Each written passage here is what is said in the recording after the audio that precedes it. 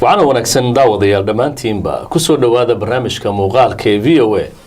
qayb ka mid ah oo idinka imaanaysa magaalada Minneapolis ee gobolka Minnesota.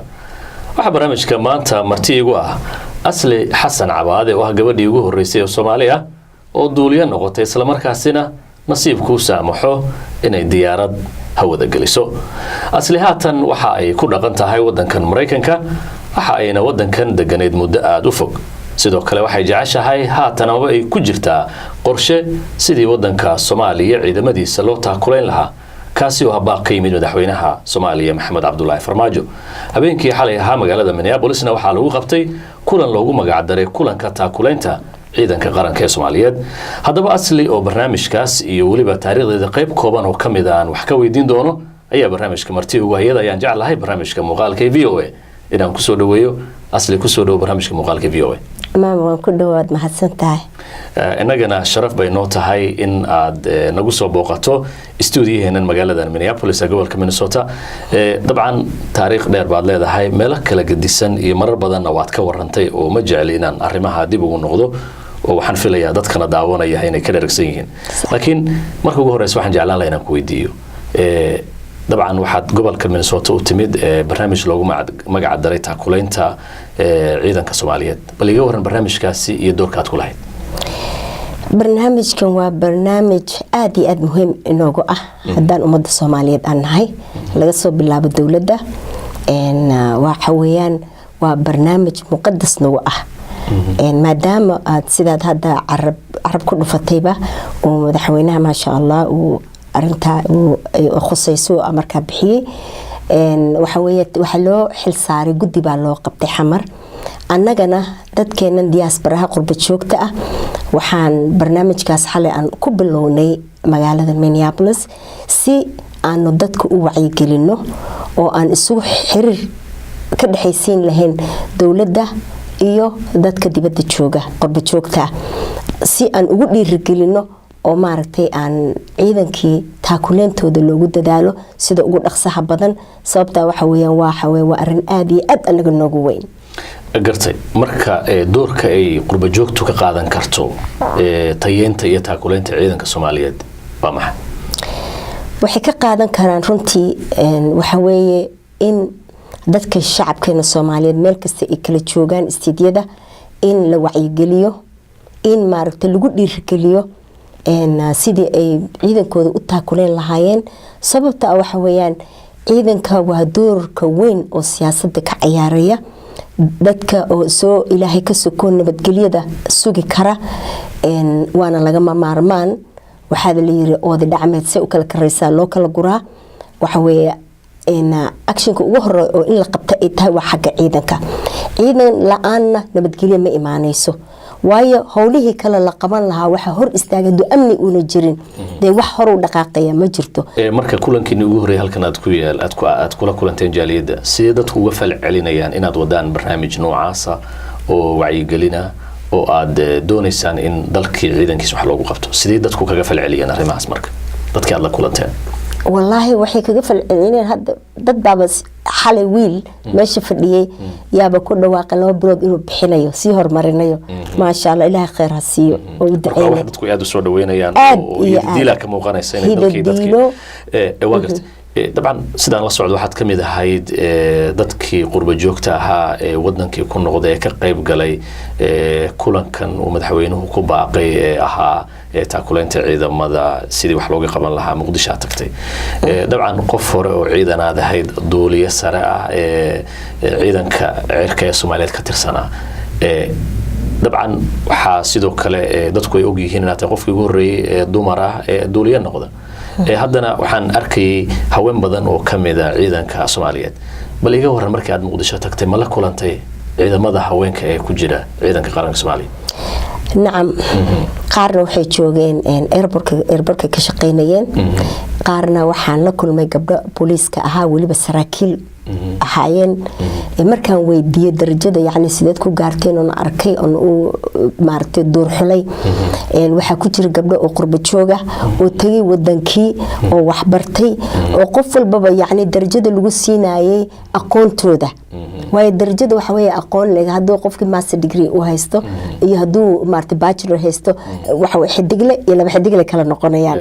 marka saraakiishiisaasi ku soo galeen markaan weydiiyey oo aan u dul xulan iri maxaa idinku kalifay yacni inaad ciidan siiba haweenkii xaasaska caruurta lahayo seegeedii guriga joogay oo haddana sarkaaladu wadana shaqaynayso ordaysa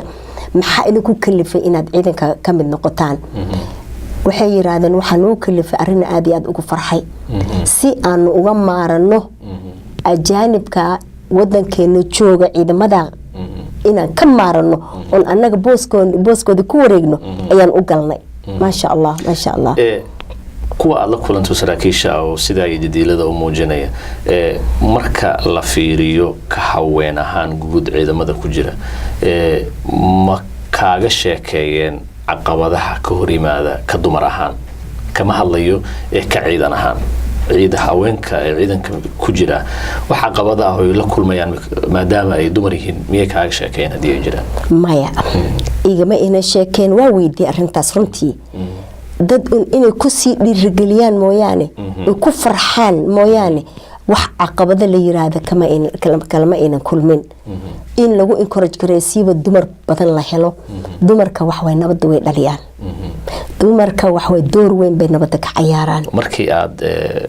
bilaabaysay duuliyanimadan ama aad baranaysay inaad duuliyo noqoto ama hamigaasi uu ku galay wax adiga shakhsiyan ka yimid bay ahayd oo ka go'ay adiga mase dhiirigelin reerkaaga iyo cidaada ka timid oo ku dhiirigelisay bay noqotay sababtaan ku weydiinay waxay tahay si hadii qofka hadda midna haday timaado qorshaha in dumarka la tababaro yaa loo baahan yahay cidee la helaa oo kale si loo fahmo marka waarin horta ana iga timid ilaahana talada saartay waxaana laakiin fursad waxaan u helay waxaan deganeen xerada aviazione taliska ciidanka cirka gurigeenana koonaha oo ranwaygu u xigay marka diyaaradahan kacaya degan arki jiray hamigaasa igalay markaasaan dhihi jiray ilaahu hay dil iskuulka aanu dhammaynin garoonkan ka kicin ku soo degin marka runtii maynan jirin qofka loo ku hamiyeyna reerkanagana walaashay طبعا عائشة حسن عبادة وحي she was the first secretary of Somali president marka runtii ilmayna rabin inaan duuliyo noqdo waxay ugu khasbi jirtay waxay jirtay dhakhtarnimad baranaysa marka waxaan dhigay dhakhtarnimo inay taaman baran kara laakiin taageerta dhakhtarnimada hadda waxaan rabaa inaan duuliyo noqdo waana ka salgaariya waana doonaya oo ku adkaystay marka runtii madaxweynaheena marxuumka Allah naxariis jirna Allah si Maxamed Siyaad Barre ayaan maartay u tagay oo weydiistay inuu ii aqbalo su'aalo badan baan dhex maray oo leeyahay yani in iga saltahay oo eegay walaha maxaa shaqadan waa shaqo rageed maxaa kugu dhaliyay ma u malaynaysaa inaad ka bixi karto waan ka bixi karaa baan laakiin jaal madaxweyne haddaad ii yeeshana khayr hadda ii diidana waalidkay baan ku khasbiyaa inay dibadaha ii diraan ku soo bartaan oo duulina wada ku soo noqdo markuu ogaaday inay ka saltahay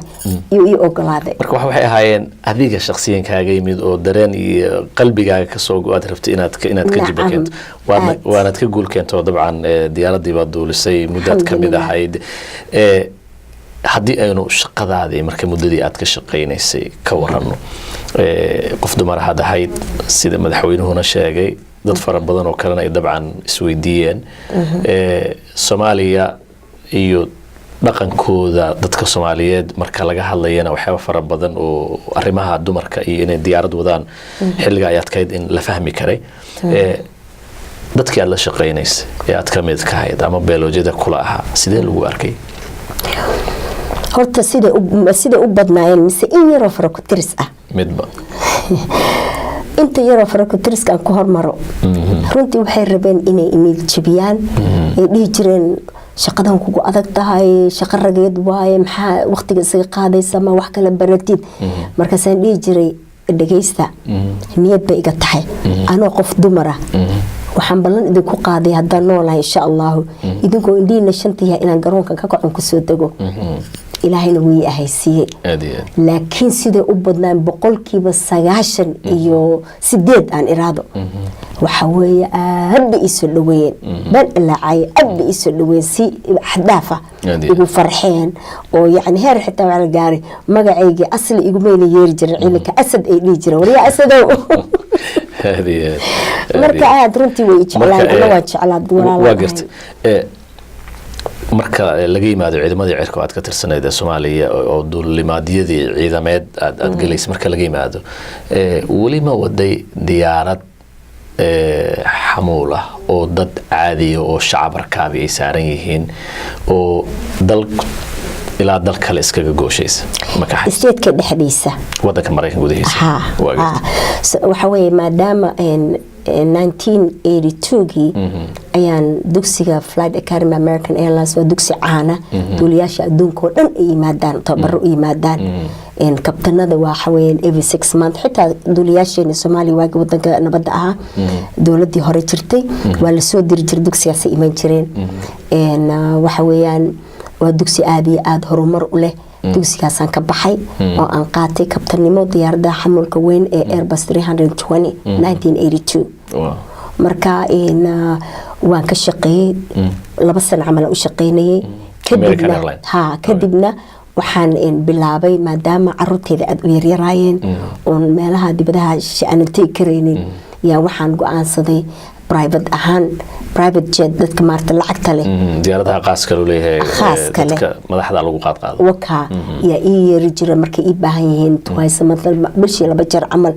si at least maarta keep currency oo maarta dulmaadkayga shahaadada iga dhicin isbedelka sidaad ula socoto aqoonta gobolada tagtay gobolkeena Minnesota ma ku jiro wali gobolkeena ma timid dad ma keentay maya East Coast iyo West Coast ka badna labada dhinac bariga iyo galbeedka iska gooshi jirtay waa gartay wasoo gabagabeynaa ugu dambeynta muddadii Soomaaliya ka dhigotan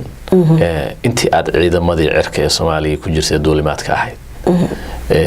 su'aashan laba dhinac bay leedahay maxaa kuugu farxad badnaa ee ku soo maray maxaase kuugu naxtin badnaa ee ku soo maray waxa iigu farxad badnaa maadaama ciidankeena cirka in wax dumar aynan lahayn maalintii iigu horeysay 1976kii oo solo la isii daayay oo keligay aniga ilaahay unan ahayn oo hawada heexaabaay Muqdisho farxad iiga weyneed ma jirin kelmadii iigu horeysay markaan take off ka sameeyay waxa alxamdulillah rabbil caalamiin baada maadaama islaan aan nahay farxadaas ay iigu horeysay ta iigu naxadinta badneed wuxuu ahaa burburkii markaan arkay diyaaradaheeni xitaa hadda YouTube-yada waa ku jiraan website-yada waa ku jiraan ayagoo dayacan meelaha lagu baabi'iyay calool xumo wan ooyda anada markaan arko ilinta way soo dhaaftaa taas ay igu naxdin badneed waa gartay ugu dambeyntii maxaad kula talinaysaa guud ahaan ummadda Soomaaliyeed khaasatan haweenka Soomaaliyeed ee doonaya in ay noqdaan pilot sidaadoo kale duuliyaal ay noqdaan talada aad siin lahayd iyo jidka aad dhihi lahayd hamaraan maxay tahay taladan siin lahaa waxa weeyaan inay dadaalaan waxbarashada marka hore ku dadaalaan waa inay xisaabta ku wanaagsan yihiin maadada xisaabta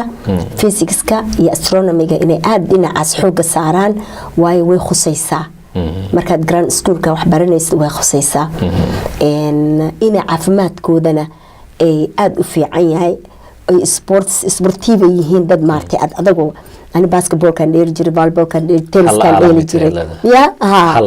wakaas almeed xog la baa jirkooda inuu dhisan yahay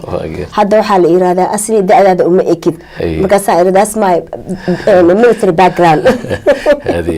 marka alxamdulillah iyo xagga diinta damoor aad ilaahay ku xirantahay subxaanahu wa ta'ala waxaan hubaa inaadan gaboobaynin marka waxaan ku encourage gareyn lahaa inay xooga maadooyinkaas ay saaraan oo ay niyad u hayaan waqtigaas ka luminina baan la ilaa hadina niyad u hayno dad dhaay duulima noqotaan ma noqon kartaan waa inay idinka timaada innamal a'malu binniyat rasuulka badin ali sallallahu marka waxa waa inay niyadiina ay ka timaada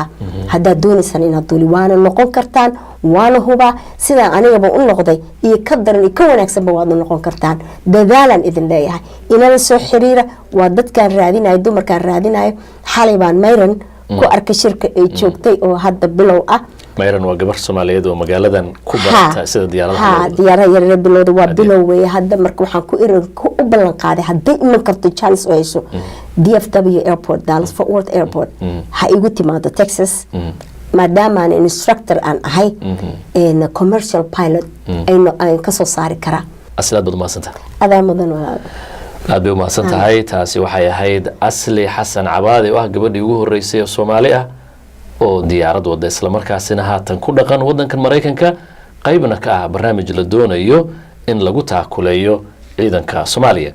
dhageystayaal inta aynu barnaamijkan lamida mar kale dib u kulmi doono waa Maxamuud Nuscad oo idila sida iyo nabadgelyo